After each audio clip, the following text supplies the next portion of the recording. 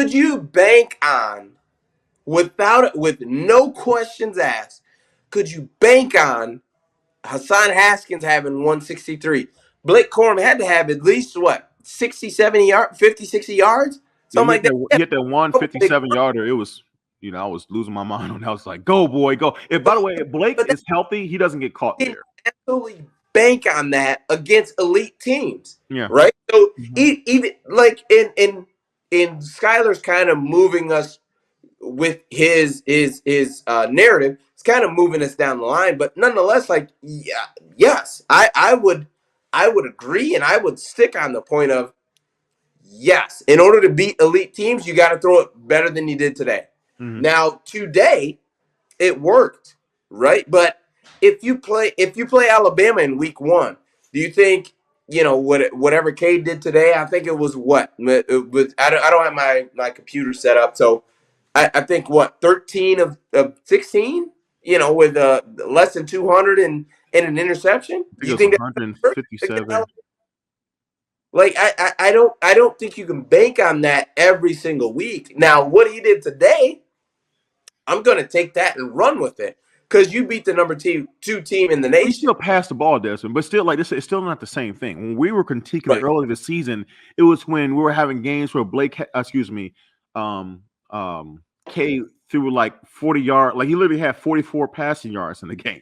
Like those were the games we were like, hold on a second, yeah, we're winning, but this is not a formula that we need to have some balance. We were always going back to the balance, right? Because we knew like, today, yes, even though 65-70% of the plays that were effective was running, we still had to make plays in the game passing the ball. And best believe what helps open up the running game, which is our biggest strength, is to have the threat of passing it, right? It's because we've gotten better with passing. This is what I believe. It's because that we've shown more of a threat with passing over the last few weeks that we were able to be even more effective with the run, because you can't just stack the box against Michigan anymore. Because you do have to respect an Andrew Anthony. You do have to respect and Eric All, both of those guys who've had big time touchdowns over the last couple of weeks. You do have to respect Sanders still, right? In the misdirection they could do in the backfield, right? They have legitimate weapons where it's like Cornelius Johnson had a big time catch today as well, right? You have to respect that because of the threat of the play action pass, right? And that's exactly what me and Desmond wanted, right? And when we were talking about high attempts in the passing game, we weren't saying that should be the plan every week, but we were saying early in the season, if you go back and listen, guys, early in the season when we were playing Rudy Poo opponents who we were way better than, that's when you get the chance to experiment and throw the ball a little bit more, right?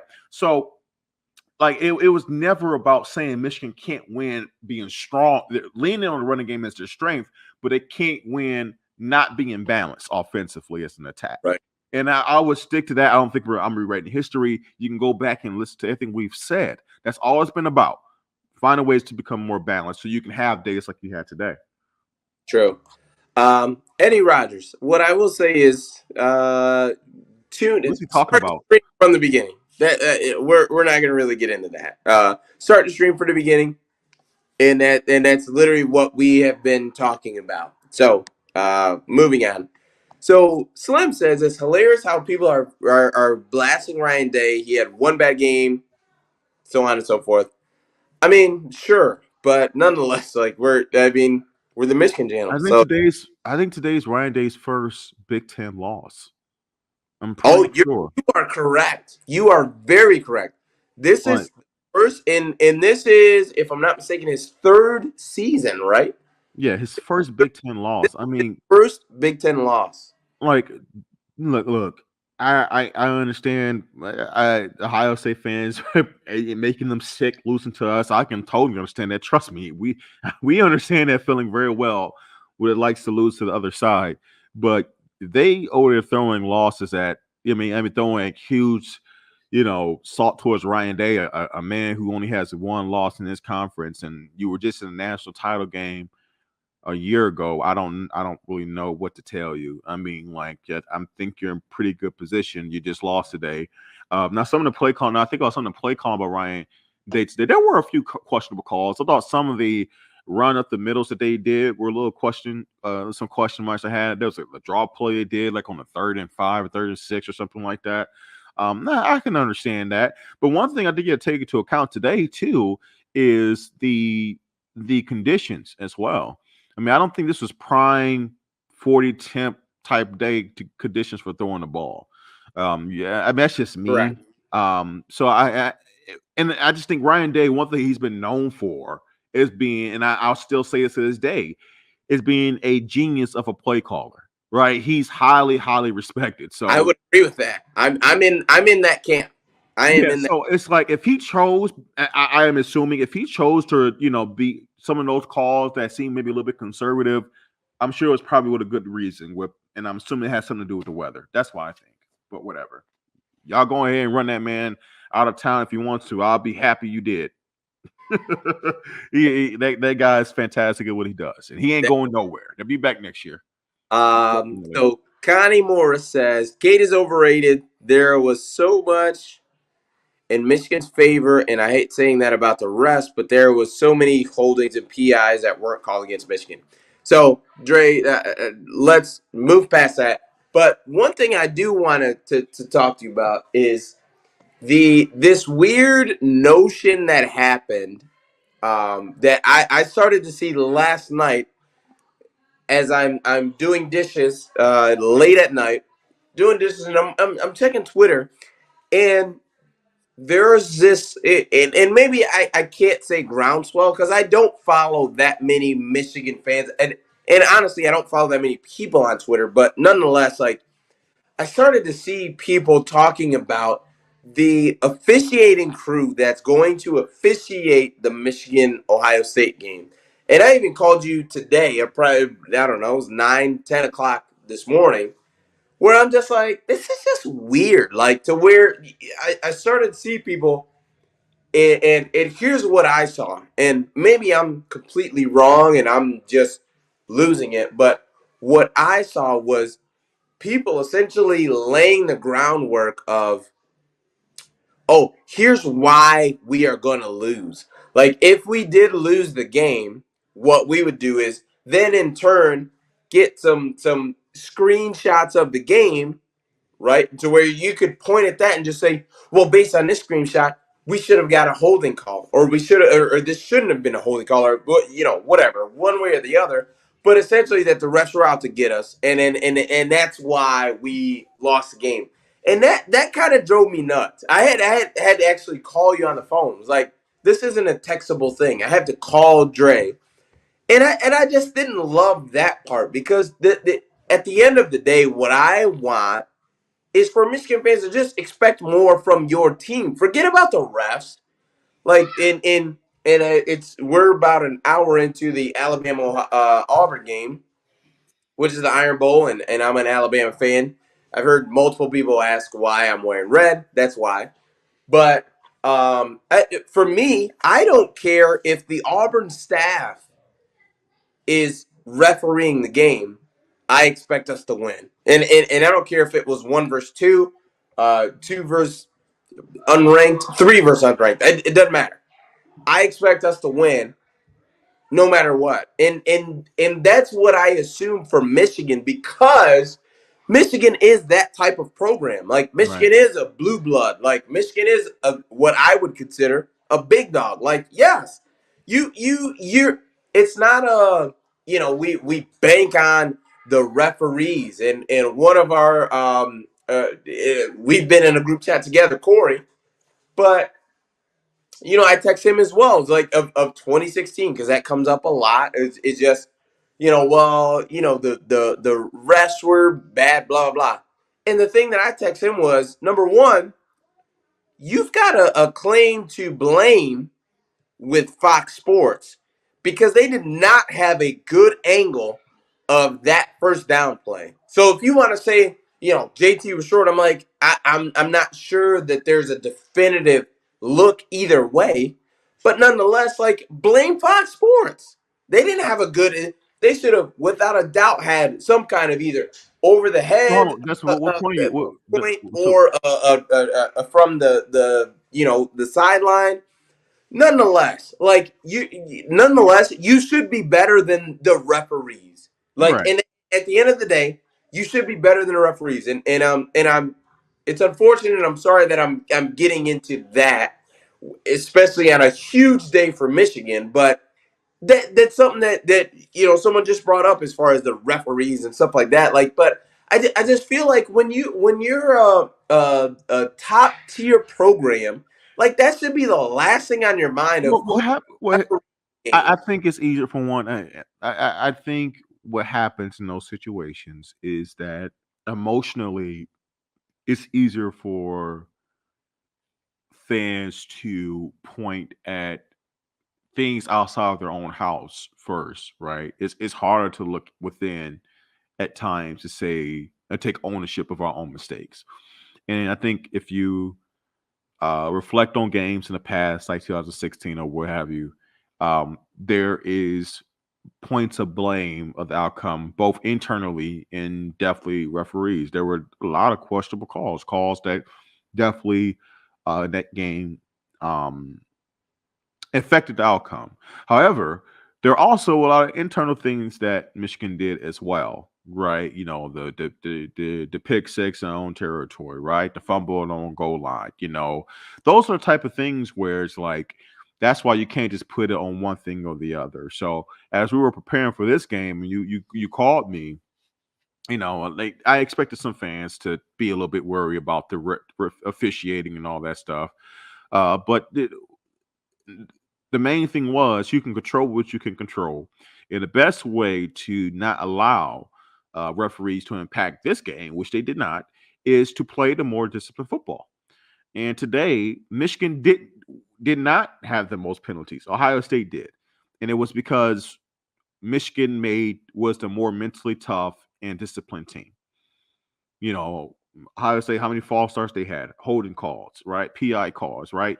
Michigan barely beat themselves.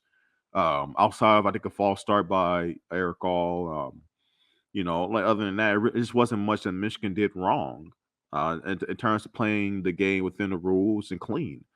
And so that's the best way that you can eliminate refs, man. No matter what side of a team you're on, it is you have to rise above and you have to make the plays in which the refs really can't say anything, right? It's tough to do because refs definitely have an impact. But it's just like my only thing is, I know I'm getting long winded, is that when it comes to referees and games, always look internally first before you start to put it fully on one thing or the other, right? Before you put refs as the main blame for any outcome, make sure you're checking off all the boxes of the team things that your team did wrong. And if you've already gone through those boxes, you're like, you know what, you really didn't make a lot of mistakes that day. Then you can put majority of the blame on the rest. But if you know that you made your share of mistakes too, then hey, you have your answer. It can't be one more than the other. But I mean, I understand it, but it just I don't know. And you It got to, it's part of it's learning how to win too, Desmond. I mean, like that. that's a difficult thing. That's very It's difficult. very difficult. I don't win. Like you're speaking from a Bama fan, and Bama's used to winning, and so when you're a program and fans, we're part of the growth. We're along that journey with the program, right? It's part of learning how to win and how to interact in big games, and that's what it's all about, right? And so, hey, this is one of those days, I people are critiquing me for not smiling enough. I'm happy as it can be, but I really am. But it's But just like I don't really know how to handle this. I think they are right. You need to be smiling more. Like, are you serious? Like, this is a I monumental, am ecstatic. We're being this streaming. monumental. Dude, if we're being streaming for over an hour. If I smiled that much, I might have to get checked like I had some kind of Botox injection or This something. is silly. Like I don't a even understand you. Like, I whole- don't understand how football fulfillment, sports fulfillment works. Like, do you get this? Like, oh, where I'm here you fulfilled. would probably here's the thing that drives me nuts about, and I love you to death, but you would be smiling more that the Detroit Lions are on a Thursday on Thanksgiving than your team beating Ohio State on a Saturday when literally all the chips are on the table. No, This is ridiculous. I can't. So I wish, for one, you're wrong. I wished I'm, I could. I should have had my mom-in-law record me the final couple minutes of that game because I literally lost my mind. I was loud. I was running around the house. I can't tell you, um, like I how happy I was. Like I really I let it all out. Like I let it all out before I came on the stream. Like I was like literally, trust me. The energy and the yelling and the jumping, I literally was jumping. Like I let it all out. And that's my fault, guys. Especially what this moment was. I should have recorded it so you can see it as well. But I'm like I said, I don't have much more I can say, man. Um, it's Here, the incredible. last two things I'll give is number one, someone who's a little off. Him says Date has never won anything.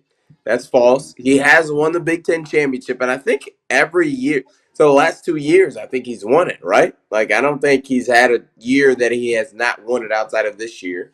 Yeah. Um, so that is something. I think it's funny that Ohio State fan. Look, my father-in-law told me, finally y'all won it first time in 10 years and all that stuff. But it's just like Ohio State fans, you guys gotta learn how to lose with grace. I seen some of you guys came into our chat, trying to throw little subtle jabs, and some people have had grace, and I appreciate that. You've beaten us 15 out of the last 16 meetings. Back off. All right, respectfully, like back off. It happens, and it It happens. happens. Michigan has their moment. Like just back off. You have the recent history and just live with that. I'm not going to go around talking a ton of trash to Ohio State fans. I'll throw a couple jabs out there because this is our moment and we deserve it. However, I also realize, the recent history. So just back off, guys. So you don't have to be nice, but don't be stupid. You know what I'm saying? Now you're looking real petty if you're talking trash, like, oh, congratulations. Like, just move on. Move on. Yeah. This is our moment. Thank you to Extreme Dirt Racing. But OSU fan here, you guys ran all over us when we knew it was coming. And I would agree with that. But and that was one of the things where it was us, Michigan imposed their will. And I just, more and more, because I was one that was critical of them earlier in the season when they played Western and they played, Northern Illinois. Just, you guys need to, sharpen up the pass game more. And they didn't. Mhm. They essentially stuck to who they were. They stuck to their identity of, listen, we're a passing team. Like, that's not what that's not what we do. We don't throw the ball a bunch, blah blah blah, so on and so forth. So to me, I listen, I just want to make sure we end the stream with me as someone who has been very critical of Jim Harbaugh, giving him all of the credit of taking what you do well and just literally driving that point home against an elite foe. An elite foe. Ohio State was elite. There was no one who was not saying that about Ohio State, that they are an elite team, especially when they hung 49 on Michigan State at the half. In the Yeah. first half, there was no one saying Ohio State, they don't belong in the top two. They don't belong in the top four. Like, you went out and you beat that team. And that's Yeah. a man. So I want to make sure I give Jim Harbaugh all of the credit, because I would have slandered him up and down this channel had he not won this game.